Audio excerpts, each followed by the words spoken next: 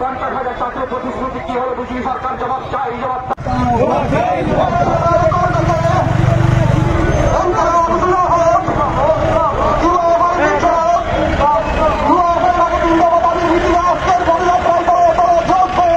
গভীর উদ্বেগের সঙ্গে লক্ষ্য করছি যে বিজেপির শাসনে বিগত 7 বছর ধরে আমাদের রাজ্যে বেকার ছেলে মেয়েদের কর্মসংস্থানের গভীর সংকট তৈরি হয়েছে। রাজ্য সরকারের দপ্তরগুলোতে হাজার হাজার শূন্যপদ, এই শূন্যপদগুলোতে নিয়োগ করার জন্য সরকারের যে উদ্যোগ থাকার কথা সেই উদ্যোগ আমরা লক্ষ্য করতে পারছি না।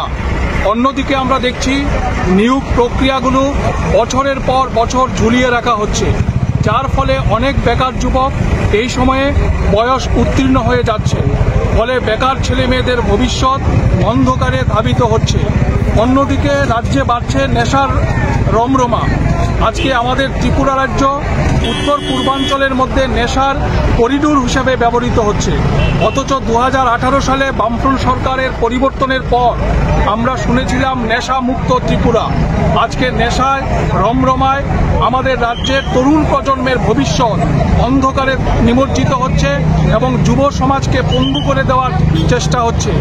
এবং এর বিরুদ্ধে যখন যুব সমাজ, রাজ্যের গণতন্ত্র প্রিয় মানুষ লড়াই সংগ্রাম প্রতিবাদে সামিল হচ্ছে, তখন দেখছি যে বাইক বাহিনী, গুন্ডা বাহিনী লেলিয়ে দিয়ে আজকে গণতন্ত্রের কণ্ঠ রুদ্ধ করা হচ্ছে। রাজ্য জুড়ে বাড়ছে সীমাহীন দুর্নীতি। ফলে এই ঘটনাগুলো নিয়েই ডিওয়াইএফআই এবং টিওয়াইএফ আমরা রাস্তায় নেমেছি।